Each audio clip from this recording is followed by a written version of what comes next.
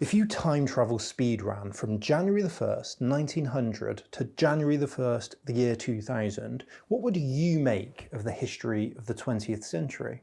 Well, you might notice some strange new technologies, the internet, some advanced medicines and machinery and television, sure, but what about intellectually? What about in the realm of ideas, the big questions, the direction of history? What about how you feel about the world? Well, you might notice that on the eve of the First World War in 1914, there were just 3 republics in Europe. The map was dominated by empires and monarchies. Religion had been on the decline, sure, but in 1900, it's still a dominant force.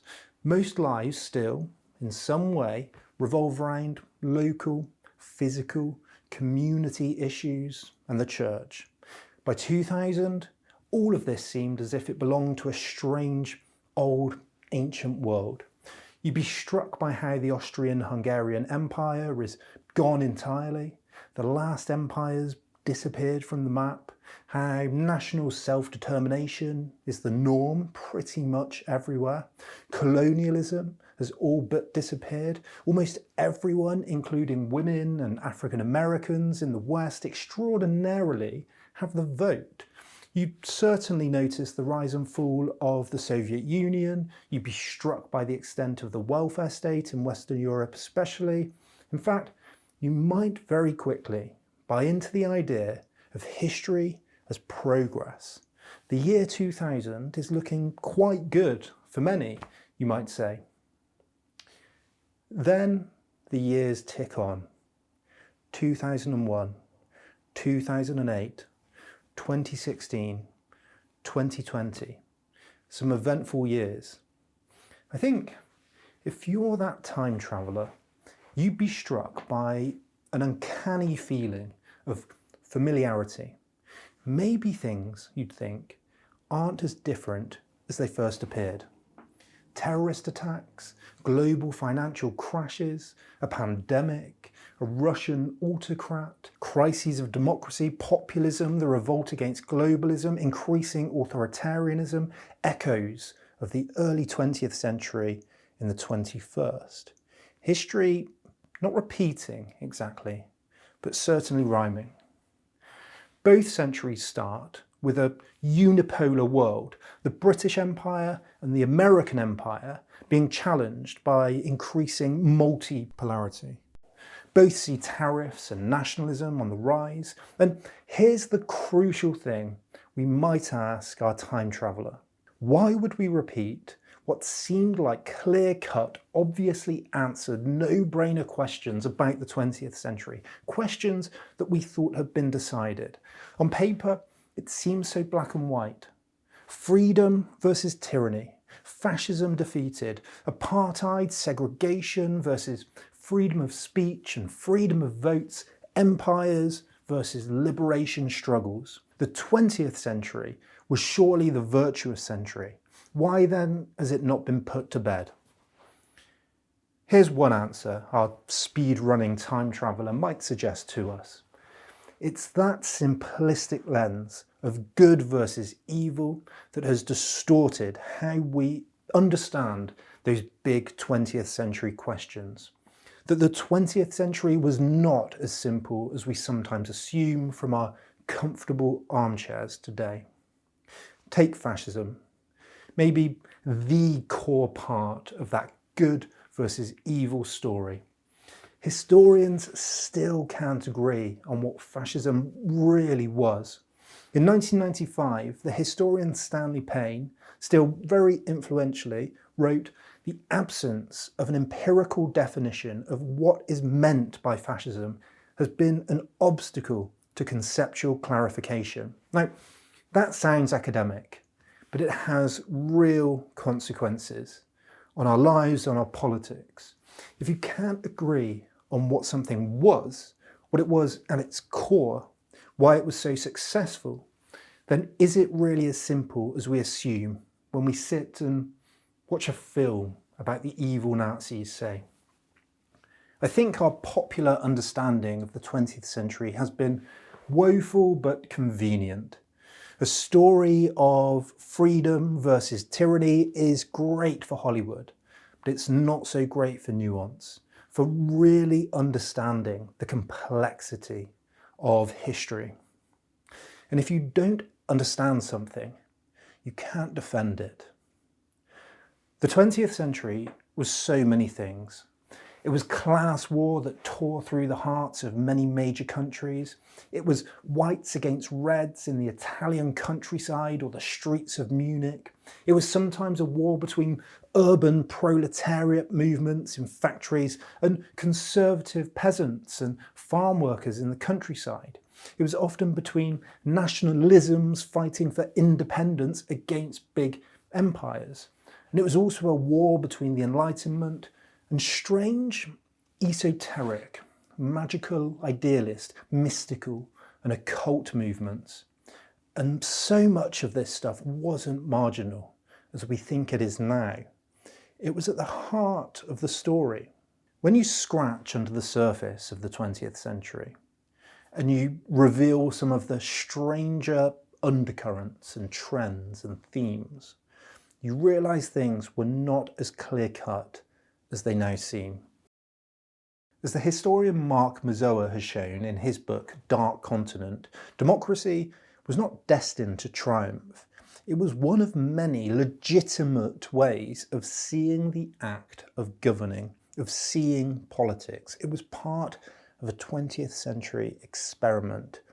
It was seen by probably the majority at the time, in fact, definitely the majority in the world and even in Europe, as weak, as squabbling, as pathetic.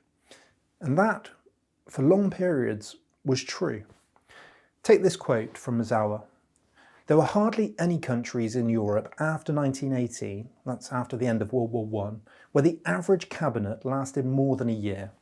In Germany and Austria, the average was 8 months. In Italy, 5. In Spain, after 1931, under 4. In the French Third Republic, the ineffectual model for so many East European constitutions, the average cabinet lifespan dropped from 10 months in 1870 to 1914 to 8 months in 1914 to 1932, and a mere 4 months in 1932 to 1940, just after the outbreak of World War II. Now, does that type of short-termism and ineffectual squabbling sound familiar? Empty words, disagreement, nothing getting done. Even many Americans were pretty fond of Mussolini before they joined the war, as this book shows. And the famous and influential diplomat George Kennan said, "Benevolent despotism has greater possibilities for good than democracy." And he thought that America should move, quote, along the road which leads through constitutional change to the authoritarian state. Now, triumphalism about history is dangerous. It makes winning look inevitable, and it leaves the turrets undefended against those who really understand the history and want to mobilise and weaponise that history for their own ends. World War II is the defining myth of today. It shapes our ideas of, if not absolute good, at least absolute evil. So what happens when those triumphalist ideas that we thought were inevitably good begin to be fundamentally questioned by many influential political people? We see the ghosts of fascism begin to haunt us, maybe as jokes at first, as satire, as just asking questions. Revisionist podcasts and interviews like Daryl Cooper's "Churchill was the chief villain of World War II" pop up. Figures like Nick Fuentes, who says he admires Hitler, and Curtis Yarvin, who wants a CEO democracy, get mainstreamed. Steve Bannon talking about unconstitutional third terms, memes about King Trump, and figures like Carlson leaning into support for authoritarianism around the world.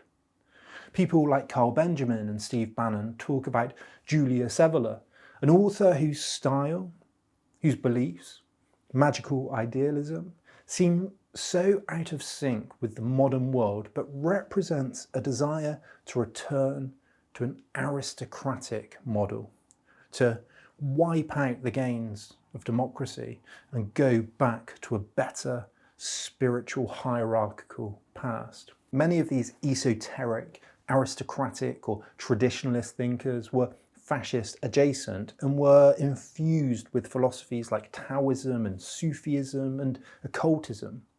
So great was their influence in the 20th century that the historian Mark Sedgwick calls it the secret intellectual history of the 20th century.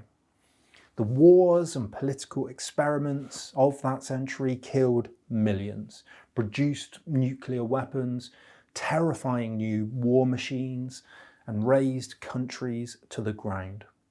The worrying question is this: do we really think that experiment is over? The philosopher Hannah Arendt wrote, "We can no longer afford to take that which was good in the past and simply call it our heritage, to discard the bad and simply think of it as a dead load which by itself time will bury into oblivion." Now, I'll get to the point. For most of this year, and really for much longer, I've been working on a very big, long, deep dive into fascism. What it really was, what its deep origins were, how it was so appealing, how ordinary, everyday Germans and Italians really thought, why they thought in the ways they do, how it seemed to them to be a very normal thing to be a part of. And the main question is this: how do you really make a fascist? It's going to be a long video, too long for many, but I've tried to make it as entertaining as possible too. And I think the average history documentary has done us a huge disservice by assuming that everything has to be simplified and dumbed down for you.